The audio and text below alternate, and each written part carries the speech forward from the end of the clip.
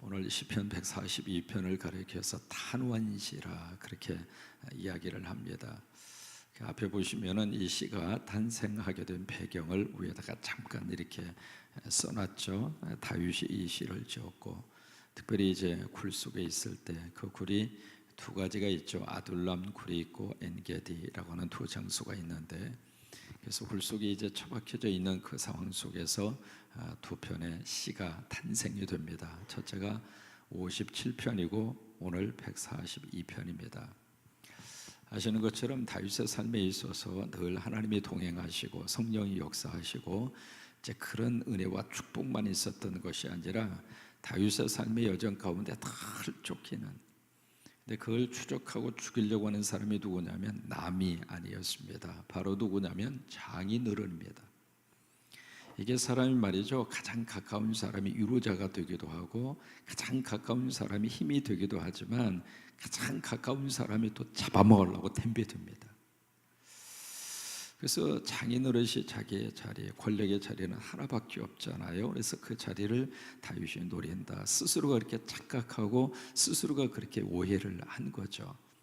그래서 자기의 사위를 죽이려고 창을 던지기도 하고 군사를 동원시키기도 하고, 이제는 거의 정예부대 3,000명이 다윗을 잡아서 죽이려고 추격을 하고 있고, 지금 피해서 아둘람 엔게디라고 하는 그 골짜기로 숨어 들어가고 굴 속에 지금 약 한 400명과 더불어서 같이 옹기종기 숨어 있는 상태예요.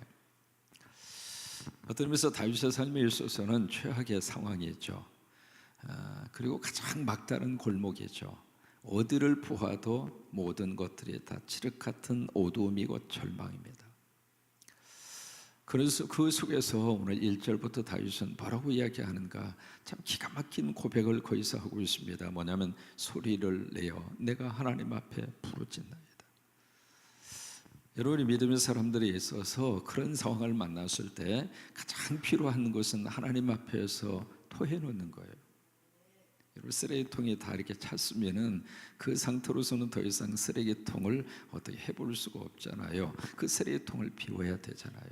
그런 것처럼 내 안에 영적으로 쌓여지는 쓰레기를 어떻게 해결할까? 하나님 앞에서 토해놔야 돼요. 그래서 영어로 pour out이라고 하는 단어를 쓰고 있습니다. 그것은 내 스스로가 하나님의 은혜 안에서 내 속에 있는 찌꺼기, 내 속에 있는 그 쓰레기를 하나님 앞에서 지금 다 토해놓는 거예요.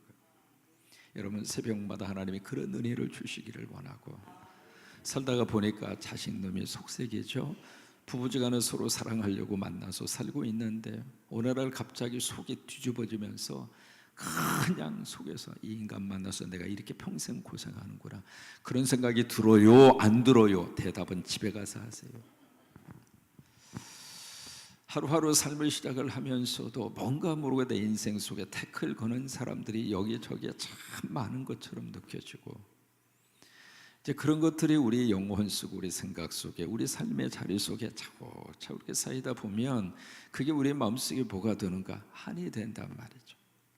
그래서 우리 한국 사람들에게 있는 유명한 세계의학 사전에도 그 이름이 올라가 있는 한이라고 하는 병, 화병이라고 하는 병, 이것은 한국말로 영어식으로 표현해서 화병이라고 표현을 했습니다. 이게 우리 민족 속에 가슴 속에 응어려져 있는 남아있는 병이 된 거예요. 화병이.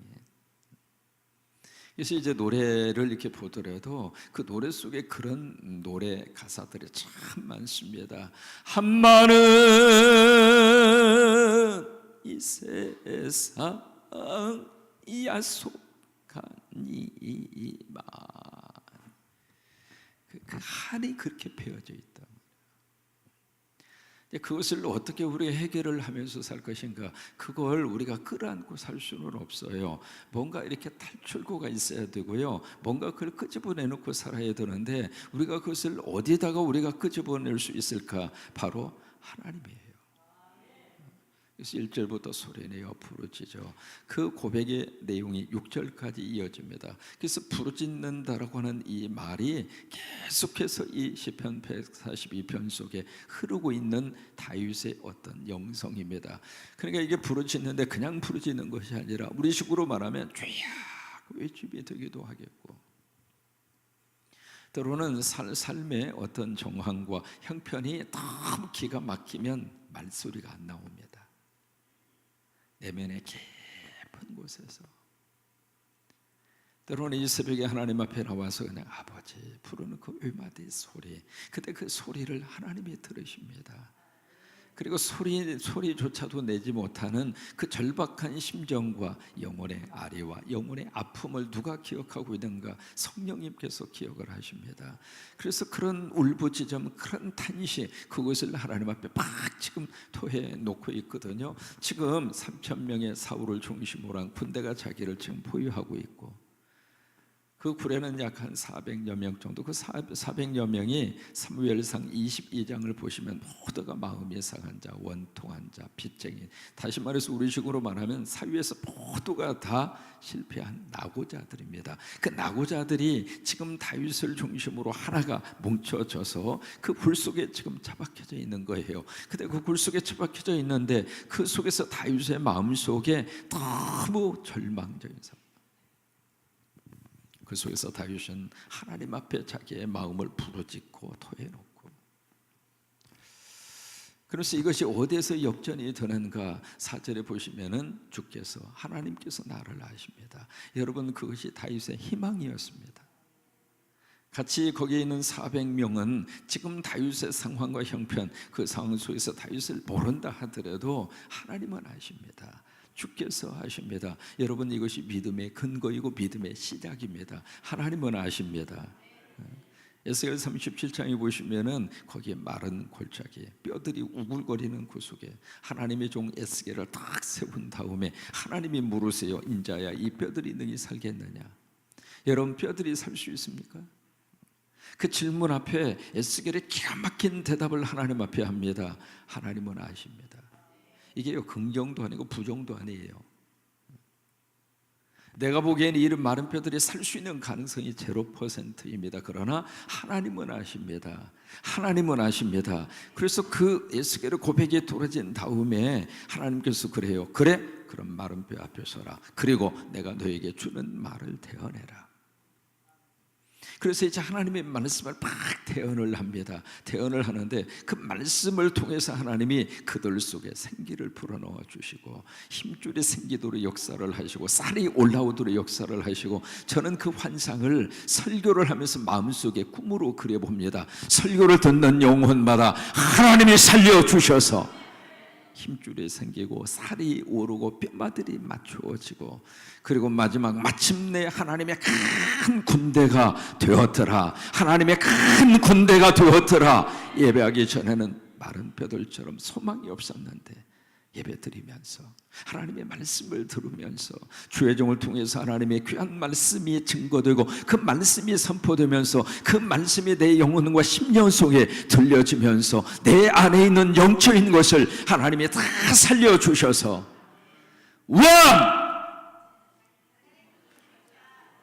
이게 잘 안 될 거예요.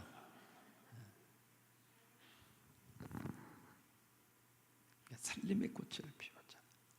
살림꾼 예수님이 내 안에 오셔서 내 생명을 살려주시고 영혼을 살려주시고,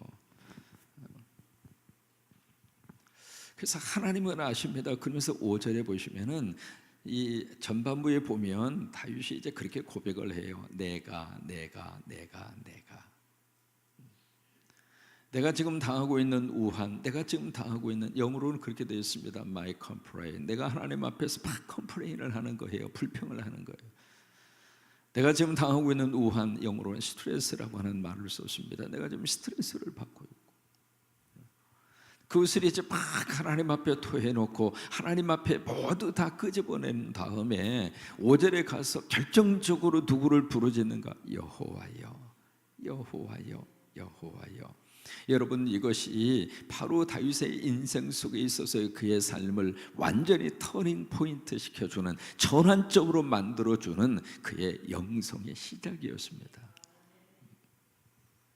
그래서 시편 57편에 가서 보시면은 그 이제 같은 그런 상황이 있잖아요. 그 상황 속에서 그 유명한 구절이 나옵니다. 비파야 수맥 깰지어다 내가 새벽을 깨우리로다. 새벽에 나를 깨우는 인생을 평생 사는 것이 아니라 누구나 다 새벽에 일어날 수밖에 없잖아요. 시간에 쫓기든지 아니면 출근에 쫓기든지 어떻게 해서 일어날 수밖에 없잖아요. 여러분, 안 일어나면 끝난 거잖아요. 새벽에 다 일어날 수 있는 건강을 하나님이 주셔야 되잖아요. 눈 뜨고요 침대에서 나올 수 있다고 하는 것은 큰 하나님의 축복입니다. 왜? 그냥 주무시는 듯이 그냥 가시는 경우도 얼마든지 있거든요. 그러니까 매일매일 하루하루 매일매일의 삶이 하나님의 부활이고 하나님의 기적이고 하나님의 축복이에요. 제가 미국에 처음에 딱 갔는데 정집사라고 하는 분이 부산에서 오신 분이에요. 근데 이분이 목수 일을 좀 잘 하세요. 그래서 이제 목사님, 제가 뭘 하나 짜드릴게요. 그러다가 뭘 짰느냐 하면 침대를 하나 짜서 주신 거예요. 그래서 아이케아라고 하는 거기에 한국에도 들어왔잖아요. 거기서 이제 목재 이렇게 사다가 이제 목수 기술이 있으니까 침대를 짜서 이렇게 줬는데 거기다가 이제 색을 또 이렇게 칠해서 무슨 색을 칠했느냐면 무슨 그 옛날에 무슨 관에다 칠하는 그 관이 있잖아요. 관에다 칠하는 그런 색깔, 조금 이상한 색깔, 그 색깔을 다 이렇게 칠해서 침대를 가득히 딱 놨는데 딱 들어가면서 속으로 야, 이건 완전히 내 관짝이다. 그래서 그 침대를 오랫동안 썼습니다. 오랫동안 썼는데 그러면서 어느 날 무슨 마음이 들어오냐면 그래, 내가 저녁에 들어갔다가 새벽에 다시 하나님이 나를 부활시켜 주시는구나. 여러분, 잠자리에 드는 것은 내가 가는 거예요. 그러니까 매일매일 우리는 하나님 앞에서 관속에 들어갔다가 새벽에 부활하고 지금 다 부활하신 거예요. 지금 얼굴을 보세요. 지금 얼마나 환한지 말이죠. 부활의 은혜와 부활의 축복이 지금 넘치고 있는 거예요. 여러분, 매일 새벽마다 부활의 은혜가 넘치기를 주의 이름으로 축원합니다. 사람이 밖을 나가면서 다녀오겠습니다. 말할 수 있는 자유는 있을지 몰라도 다녀올 수 있도록 인생을 보장받고 사는 사람은 하나도 없어요. 다녀올지 못 올지 누가 합니까?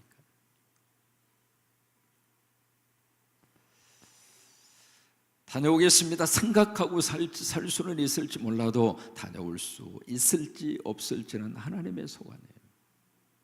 그러니까 매일마다 이 새벽의 영성 가운데 내가 새벽을 깨우리로다, 새벽에 나를 흔들어서 깨울 수밖에 없는 그런 쫓기는 인생을 사는 것이 아니라 적극적으로 내가 새벽을 깨우고, 그래서 142편에 다윗이 여호와여, 그 단어를 통해서 그의 인생 속에 새로운 하나님의 은혜를 붙드는 거예요. 여러분, 우리가 구약에서 다윗이라고 하는 사람의 영성 가운데 저는 가장 중요한 영성이 다윗의 새벽의 영성입니다. 그것이 다윗을 다윗으로 만들 수가 있었고, 다윗의 인생 가운데 하나님의 큰 역사가 나타날 수 있는 하나의 축복의 계기가 됐고,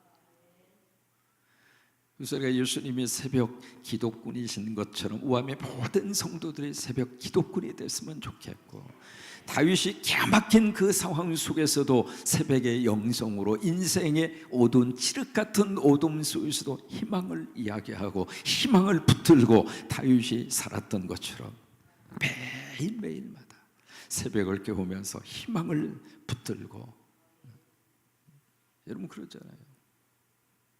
저는 우리 총회의 몰트만이라고 하는 교수가 와서 특별한 강의를 하고 가셨습니다만은 그분이 이제 주장하는 가장 중요한 신학의 핵심이 바로 희망이잖아요. 희망.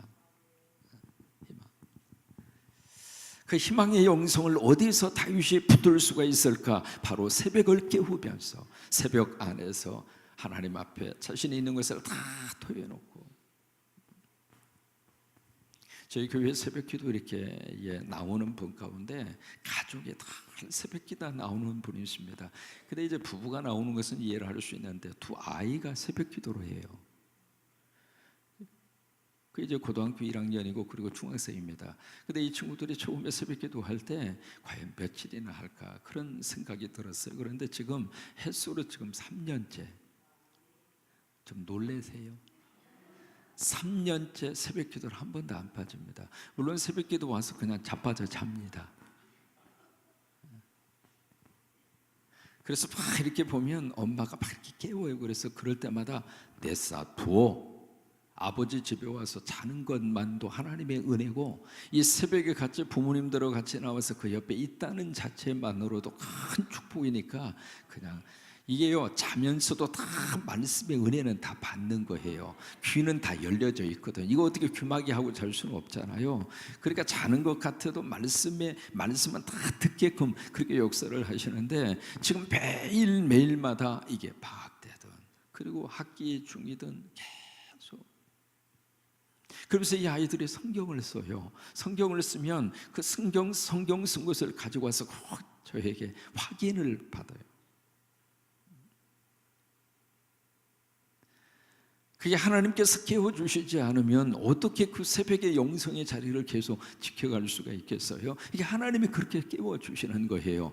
그러니까 이 새벽의 자리가 너무 그 하나님의 거룩한 역사가 있는 자리이고, 그래서 새벽을 깨우는 사람마다 하나님이 그 인생을 깨워주시고 그 삶을 이끌어주시고. 여러분, 각 나라마다 가장 존경하는 사람, 그리고 기념물적인 것을 돈에다가 새깁니다.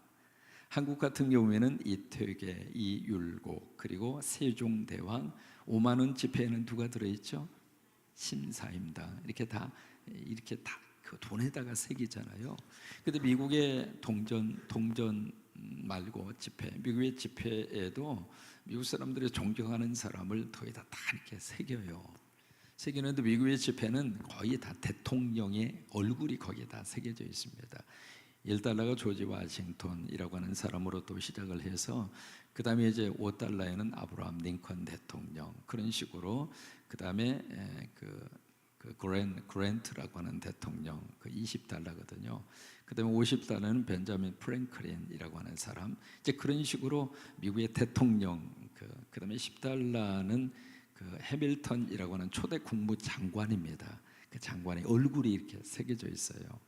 그런데 아마 여러분 잘 모르실 터인데, 미국의 달러 가운데 1000달러 지폐가 있습니다. 혹시 여러분 보셨어요? 예, 저도 못 봤어요. 왜냐하면 이것은 잠깐 발행을 하다가 더 이상 발행을 안 했습니다. 그래서 1000달러 지폐가 있거든요. 그 1000달러 지폐의 얼굴이 누가 새겨져 있냐면 클리브랜드라고 하는 미국의 22대 대통령. 그러다 이분이 23대 건너뛰고 24대째 또 한 번 대통령을 또 합니다. 그래서 클리브랜드라고 하는 대통령 얼굴이 1000달러 지폐에 딱 새겨져 있습니다. 그 지폐는 지금 전 세계적으로 딱 2장 남아 있습니다. 그래서 그 액면가가 지금 260만 달러까지 올라갔습니다. 수집하는 사람들의 인기가 그렇게 좋아서, 만약에 1000달러 지폐가 생기거든 절대로 쓰지 마시고 수집가에게 파세요. 그럼 훨씬 더 화폐 가치가 올라가 있습니다. 즉 거의 한 260만 달러까지 올라가 있으니까요. 거기 이제 클리브랜드라고 하는 사람의 얼굴이 거기에 새겨져 있는데, 원래 클리브랜드라고 하는 사람은 시카고 출신이에요. 그래서 이분이 젊은 시절에 친구들하고 막 놀았어요. 뭐 다 그런 시절 경험이 있잖아요. 한가닥 하던 그런 시절이에요. 그래서 마약을 많이 하고, 그리고 술집, 그리고 도박, 뭐 그런 식으로 막 젊은 시절 그렇게 방탕한 삶을 그렇게 살았는데, 어느 날 주일날 자기 친구 조지하고 약속한 그 장소로 가기 위해서 이렇게 가다가 마침 동네의 교회 옆을 지나가게 됐어요. 지나갔는데, 일반적으로 미국의 교회는 그 앞에 보시면은 되게 큰 게시판이 있습니다. 교회 입구에. 그 게시판에 뭐가 있느냐면 그날 설교 제목하고 설교 본문하고 설교자 이름이 크게 써서 붙여요. 그래서 이 클리브랜드하고 조지하고 같이 이렇게 가다가 게시판을 딱 보는 순간, 게시판 그날 설교 제목이 죄의 싹슨 사망이다. 그 설교 제목을 본 거예요. 그때 설교 제목을 딱 보는 순간 성령님이 이 클리브랜드의 마음속에 하나님의 귀한 터치가 임했어요. 여러분, 성령님이 우리 가운데 역사를 하시면은 설교 제목을 통해서도 하나님이 그의 마음을 움직여 주시는 거예요. 그러면서 그 설교 제목을 딱 보고 딱 하는 생각이, 내가 지금 가고 있는 길이 죄의 길인데,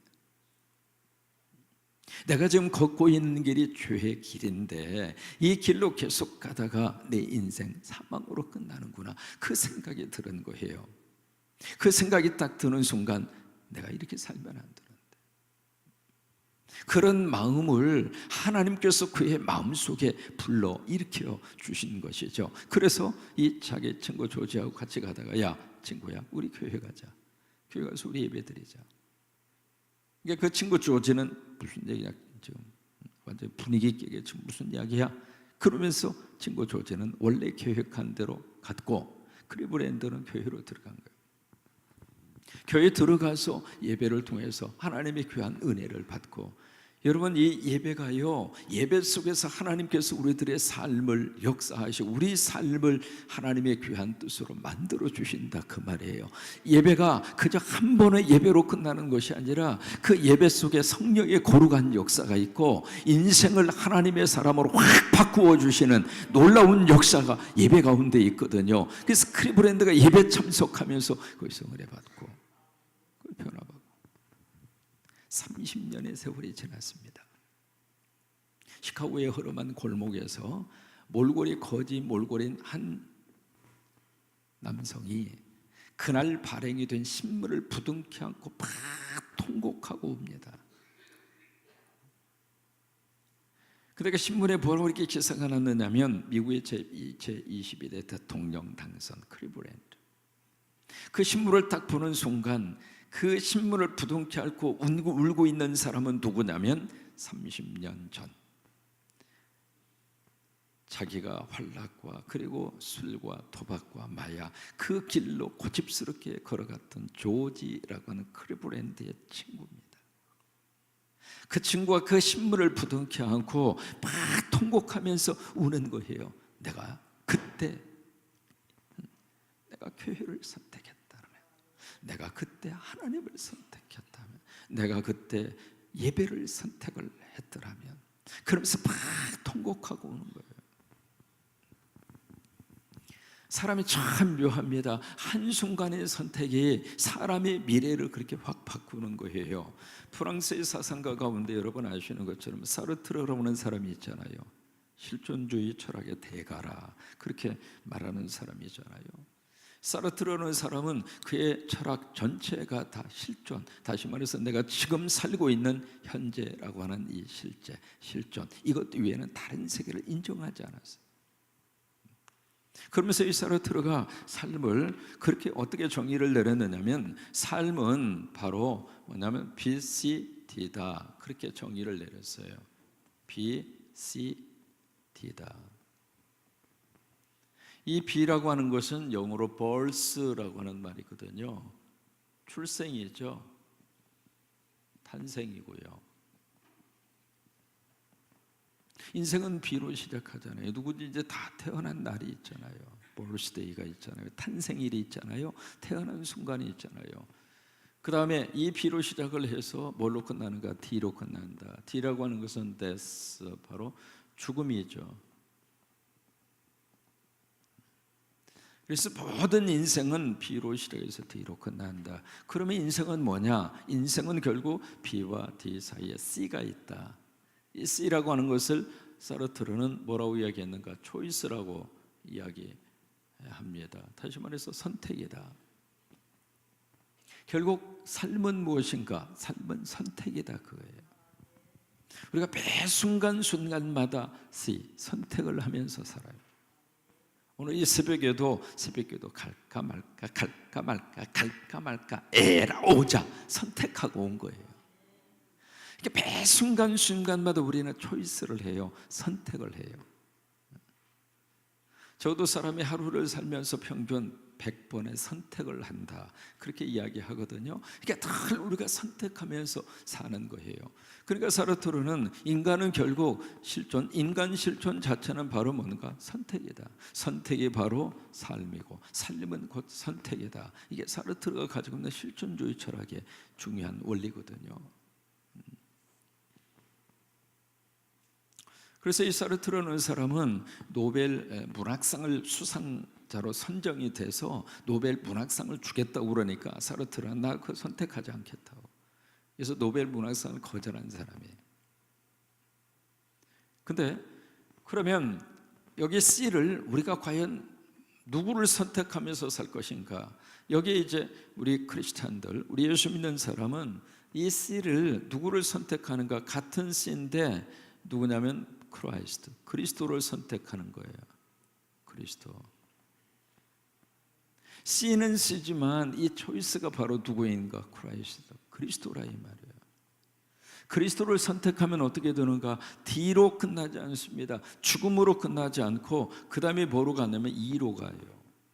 이거 바로 eternal life, 바로 영원한 생명이잖아요.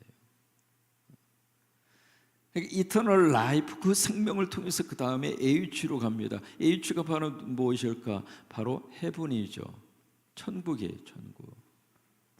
그러니까 그리스도를 선택하는 순간 우리는 이 땅에 죽음으로 인생의 종말을 구하고 종지부를 찍는 것이 아니라 뒤에 그 저기를 뛰어넘어서 E로 가고 이터널 라이프로 가고 그리고 H, 헤븐, 천국으로 가고. 근데 이 사르트르는 이 C 초이스에서 그리스도를 선택하지 않고 평생을 삽니다. 그러다가 1980년 프랑스의 브루셀이라고 하는 병원에 이번에 폐수종이라고 하는 병으로 입원을 합니다. 입원을 해서 거기서 이제 그분이 한 달 동안 브루셀 그 병원에서 투병 생활을 하시는데 본인 스스로가 죽음에 대한 두려움과 죽음에 대한 견딜 수 없는 고통 속에 한 달 동안 사르트르는 몸부림을 칩니다. 그래서 자기 부인도요, 자기 남편에게 병명을 가르쳐 주지를 못했답니다. 왜냐하면 이 자기 남편이 너무 그냥 몸부림을 치니까 막 괴로움 속에서 이제 그러기를 한 달 동안 그렇게 투병 생활을 하다가 4월 14일 날 이 사르트르가 세상을 떠납니다. 근데 그 다음 날 프랑스 신문에 뭐라고 기사가 되어져 있는가? 왜 사르트르는 그가 마지막 이 세상을 떠날 때 그렇게 몸부림치고 괴로워했는가? 그러면서 그 다음 밑에 뭐라고 기사를 썼느냐면 그는 정작 이 세상을 떠나는 순간 돌아갈 수 있는 고향이 그에게는 없었다. 그러니까 그는 여기에 C, 초이스라고 하는 것을 그냥 이 땅 위에서의 선택으로만 끝난 거예요. 여기에 이 크라이스트, 그리스도라고 하는 것을 선택하지 않았기 때문에 사르트르 입장으로서는 더 이상 갈 만한 고향이 없었던 거예요. 우리는 매 순간순간마다 누구를 선택하고 사는가? 예수님 선택하고 살아요.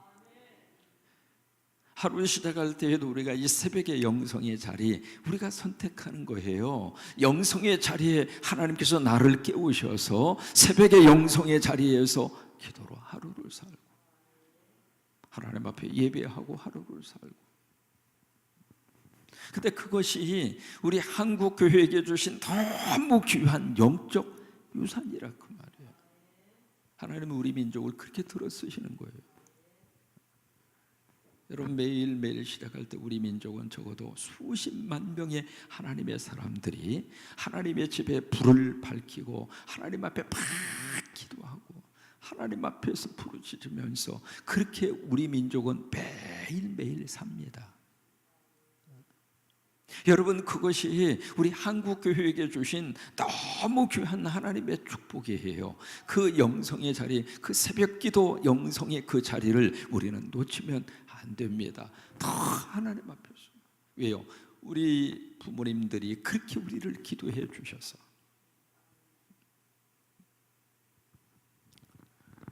시골에서 농사를 짓는 분이 계셨어요. 근데 이분이 장로 피택을 받으시고 장로 장립을 받은 다음에 처음으로 강대상에 와서 기도를 해요. 기도를 하는데 시골에서 농사만 짓다가 보시니까 이게 변변한 옷이 없었던 거예요. 뭐 넥타이도 없었고 그리고 무슨 뭐 양복도 없었고. 근데 이분이 처음으로 강대상에 올라가서 대표 기도를 하시는데 그냥 넥타이, 양복도 없이 그냥 그렇게 해서 이제 강단에 올라가서 기도를 딱 이렇게 하시려고 그러니까 목사님이 딱 그래요. 장로님, 그런 목장으로 기도하시는 게 아니죠. 적어도 성도들 앞에서 대표로 하나님 앞에 기도를 하시는데 그 목장으로 기도하시는 게 아니죠. 근데 이게요, 옛날 우리 성도들은요 주의 종의 말씀 앞에 태클을 거의 걸지 않았어요. 지금 같으면 시험 들죠. 근데 그분은 그것을 하나님의 음성으로 듣고, 그 하나님의 음성으로 듣고 하나님 막 통곡하면서, 목사님의 말씀이 섭섭해서 운 것이 아니라 하나님, 내가 이렇게 찢어지게 가난해서, 내가 이렇게 경제적으로 너무 힘들어서 장로가 됐지만 편변한 양복 하나 갖출 수 없을 정도로 그 자체가 너무 그냥 하나님 앞에서 오늘 다윗의 고백과 같이 막 속에서 원통함으로, 우환으로 그렇게 막 느껴진 거예요. 그러면서 그때부터 그냥 하나님 앞에, 하나님, 나는 이렇게 살지만 우리 자식들은 이 가난의 굴레에서 벗어나게 해달라고.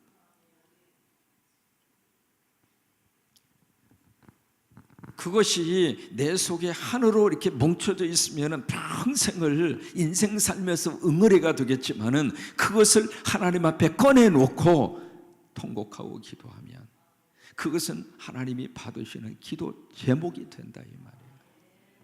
여러분, 하나님 앞에 울면 역사가 나타납니다. 사람 앞에서는 눈물 흘릴 때에는 조심해야 돼요. 사람은 내 눈물의 의미를 정확하게 이해하고 정확하게 받아들일 수 있는 사람이 많지가 않아요. 그러나 하나님 앞에서 울면 역사가 나타나요.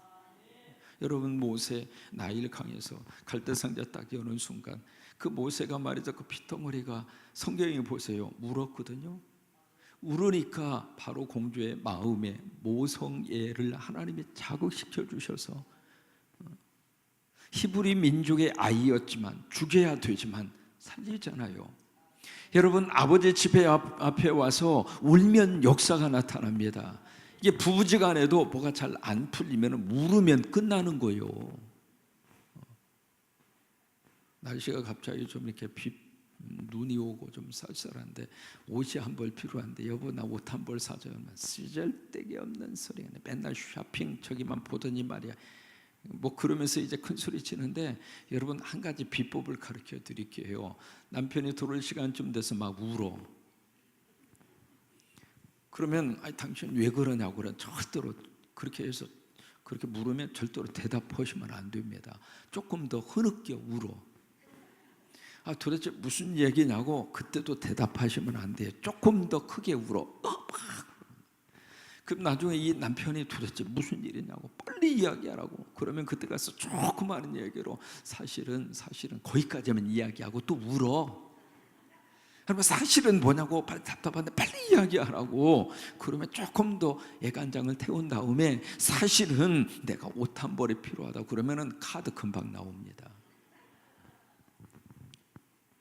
울면 역사가 나타나거든요. 아버지 앞에도 울면 하나님의 거룩한 응답의 역사가 금방 떨어져요. 한다가 그랬잖아요. 원통함과 그것을 가지고 술취한 여자처럼 아버지의 집에 와서 한다가 간절히 통곡하고 울음을 쏟아 놓으니까 하나님의 사무엘이라고 하는 거룩한 축복을 하나님이 부어주시잖아요.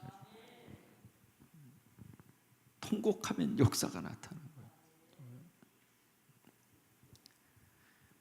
그래서 그 장로님이 막 통곡하면서, 나는 이렇게 살지만 우리 자식, 이제 이분은 자식 농사를 많이 지으셔가지고 군함매를 낳으셨어요. 저희 교회에 표어가 있습니다. 표어가 바로 뭐냐면 전도하든지 애를 낳든지. 우리 교회는 그렇게 표어를 정했어요. 한번 해보실까요? 전도하든지 애를 낳든지. 애를 낳으시든지 전도하든지 둘 중 하나는 하라, 그 말이에요.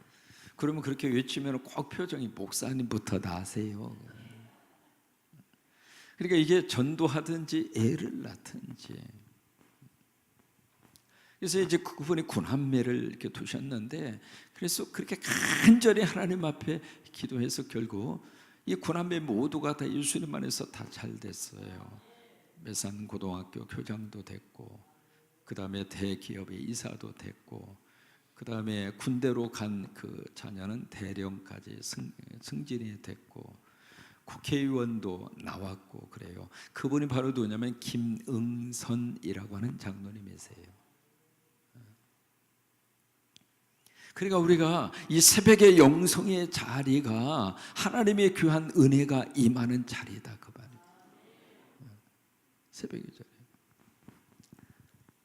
개인적인 이야기를 좀 해서 미안한데요. 저는 어머님이 6살 때 돌아가셨어요.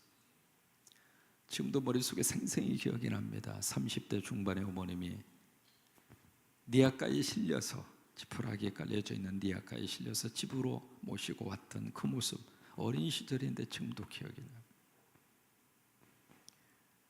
돌아가셔서 장례식이 이루어지는데 거기 동네 우물가 그 옆에 측팽나무라고 하는 나무가 있었습니다. 그 나무에서 친구들하고 막 히히덕거리고 놀고 있는데 지나가던 동네 어르신이 혀를 차면서 저 어린 거 어떻게 살까? 그게 그렇게 가슴 속에 박혔어요. 그러다 아버님은 고등학교 2학년 때 간경환적으로 세상을 떠나셨어요. 간이 굳어가지고 예수병원에 계시다가 조직검사하고 더 이상 손을 쓸 수 없으니까 집으로 오셨어요. 가슴을 이렇게 만지면은 갈비뼈 사이에 굳어버린 그 간이 손으로 만져질 정도로, 그러다가 48에 세상을 떠나셨어요. 그러니까 6형제의 남자 막내거든요. 이게 의지할 수 있는 대상이 하나도 없었던 거예요. 그러면서 제가 전주에 있는 신흥고등학교라고 하는 미션 스쿨이 있습니다. 그 미션 스쿨에 이제 들어가서 거기는 이제 의무적으로 매일매일 예배가 시작이에요. 공부하기 전에 예배부터 드려야 돼요. 월요일 날이면 전교생이 다 모여서 예배 드리고, 방학이 되면 꼭 이런 식으로 부흥 집회를 하고, 거기는 성경 점수가 필수예요. 주일날 가서 주부에다가 담임 목사님 도장을 맡아가지고 와야 돼요. 그래야 성경 점수가 제대로 올라가는 거예요. 그러니까 어쩔 수 없이 이것은 뭐 선택이 아니라 필수 과목이거든요. 그러니까 그렇게 해서 예배에 참석을 하게 됐고, 그러면서 그 가운데 하나님이 말씀을 주셨는데 그 말씀이 바로 빌립보서 4장 13절 말씀이에요. 내게 능력 주시는 자에서 내가 모든 것을 할 수 있느니라. 그 빌립보서 4장 13절의 말씀이 저에게 있어서는 너무 단비 같은 약속의 말씀이었어요. 나에게 능력 주시는 분, 누구도 의지할 데 없고. 제가 9살 때 국민학교를 들어갔거든요. 참고적으로 제 별명이 준줄이 콩입니다. 무슨 콩? 이게 전라도 사투리입니다. 거시기 한 말인데, 준줄이 콩이 뭐냐면 쥐눈이 콩을 전라도 말로 준줄이 콩이라고 그래요. 쥐눈이 콩, 조그마한 콩 있잖아요. 그 약콩이라고 그러잖아요. 그걸 전라도 사투리로 준줄이 콩이라고 그래요. 쥐눈이를 발음을 준줄이 콩이라고 그래요. 제가 뭐 그렇게 작아요, 그렇게? 그래서 국민학교를 9살 때 들어간 거예요. 남들 7살 때 들어갈 때 9살 때 들어가서, 이게 고등학교 졸업하면 군대 가야 돼요. 그러니까 완전히 의지할 데 없고 혼자서 자취를 하고, 근데 그 속에서 뭘 하나님께서 허락을 하셨느냐면, 제가 전주에 있는 전주 성광교회를 다녔습니다. 저는 참 묘해요. 성광교회에서 시작을 했고 제 목회도 마지막 성광교회에서 끝납니다. 거기서 이제 친구들하고 같이 학교에서 10시까지 야간 자율 학습 공부가 끝나면 교회에 와서 친구들하고 같이 거기에 낡은 탁구다이를 책상으로 삼고 거기서 공부를 하고, 그리고 그 새벽에는 일어나서 부시시한 모습으로 새벽기도 참석하고, 고등학교 때부터 그렇게 했어요. 그러면서 그때 빌립보서 4장 13절의 말씀이 나에게 있어서는 너무 귀한 축복의 말씀이에요. 아, 나에게도 능력 주시는 분이 있구나. 그렇지, 내가 그분 안에만 있으면 나도 할 수 있다. 나도 할 수 있다. 나를 밀어주는 사람도 없고, 나를 이렇게 돌봐주는 사람도 없고, 내 스스로가 살아야 되지만은, 그러나 내가 그분 안에만 있으면 나도 뭔가 할 수 있다. 그 마음, 그 비전, 그 생각을, 꿈을 가지고, 그러면서 그때 머릿속에 가진 꿈이 내가 미국 가서 공부하리라. 무슨 공부할 수 있는 건덕지가 아무것도 없었어요. 근데 결론적으로 어쨌든 집사람하고 결혼을 해서 제가 미국으로 가게 됐고, 그래서 가서 공부도 하고 그렇게 된 거예요. 저는 이 새벽의 자리가 내 인생의 축복의 자리였어요. 그래서 모든 성도들에게 그런 도전을 계속 주고 싶은 거예요. 힘들까? 그렇죠, 힘들죠. 다윗이 굴 속에 처박혀서 절망 속에서 힘들어했던 경험 누구나 다 하면서 살거든요. 근데 그 속에서 그냥 그 인생을 끝낼 수도 있고, 또 하나 그 속에서 내가 새벽을 깨우리로다, 새벽 영성꾼이 돼서 오히려 그 절망의 굴을 소망의 굴로 바꿔가면서 그렇게 미래를 새롭게 창조해가는 사람이 있더라, 그 말이에요. 여러분, 그런 것처럼 저와 여러분 모두가 이 새벽에 영성꾼이 돼서 새벽의 제단 계속 지켜가는 게 쉽지는 않습니다. 그러나 쉽지 않는 자리지만 여러분 새벽에 일어나서 옷을 차려입으시고 방문을 열고 삐그덕거리면서 나오는 그 뒷모습을 누가 보는가? 자식들이 봅니다. 왜 우리 아버지 엄마는 이 새벽 기도를 가고 계시는가? 그 모습을 자식들은 꼭 기억합니다. 잠들어서 모르는 것 같아도 천만의 말씀 다 기억합니다. 여러분, 그것이 우리 자식들의 미래에 영성을 붙들어 주는 큰 힘이 되는 거예요. 그래서 어제 새벽 예를 통해서 우리는 새벽 기도꾼 예수님처럼 우리도 새벽 기도꾼 하나님의 사람으로 우리가 설 수 있게 되기를 바라고, 다윗은 그 아둘람 동굴 속에서 절망 속에서 내가 새벽을 깨우려다 결국 하나님 앞에 부르짖고 그가 가지고 있는 절망의 상황을 하나님 앞에 다 토해놓으면서 5절에 여호와여, 그의 부르짖음의 대상이 완전히 180도로 바뀌어지면서 다윗이 멋진 하나님의 사람으로 다윗으로 다시 그가 태어날 수 있었던 것은 그 속에 있는 새벽의 영성 때문에 우리 안에도 그런 축복이 넘치게 되기를 주의 이름으로 축원합니다. 그래요, 우암이 새벽의 불을 밝히면 청주는 어둠의 역사가 떠나갑니다. 우암의 제단이 새벽에 시끄럽고 새벽에 막 달려오는 발걸음 소리, 아버지 집에 와서 아버지 부르짖는 그 소리, 그래서 여기가 그 어느 동네보다도 바로 이 우암의 제단을 중심으로 한 여기가 시끄러운 소리가 나면 날수록 바로 청주 지역, 바로 충북은 희망이 있습니다. 여러분, 그런 마음으로 다시 한번 우리가 새벽에 영성의 자리를 멋지게 지켜가는 축복의 역사가 함께 할 수 있게 되기를 주의 이름으로 축원합니다. 같이 우리 찬송하실까요? 주와 같이 길 가는 것 라고 하는 우리 찬송 430장 찬송 같이 한번 했으면 좋겠습니다. 430장.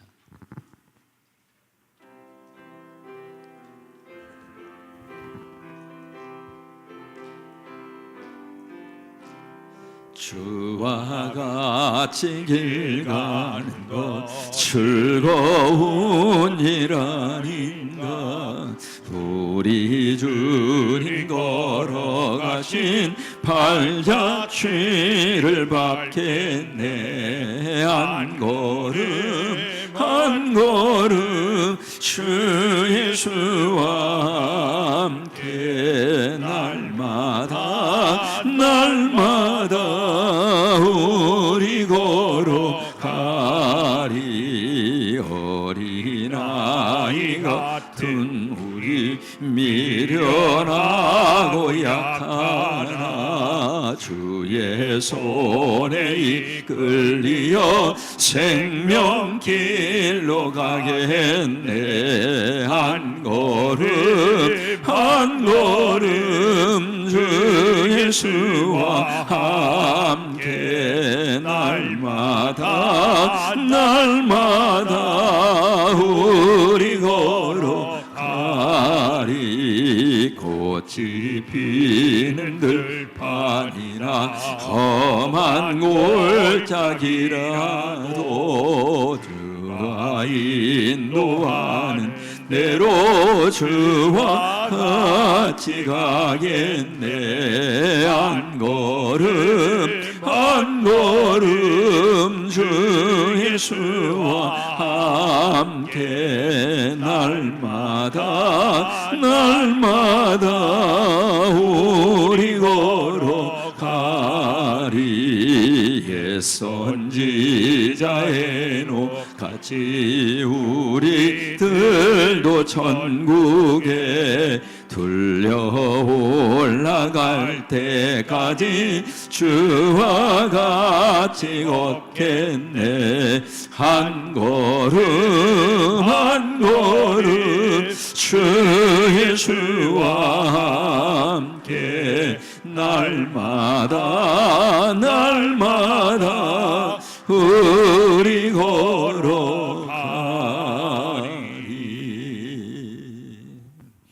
네, 오늘 저녁이 마지막 집회죠. 아니 벌써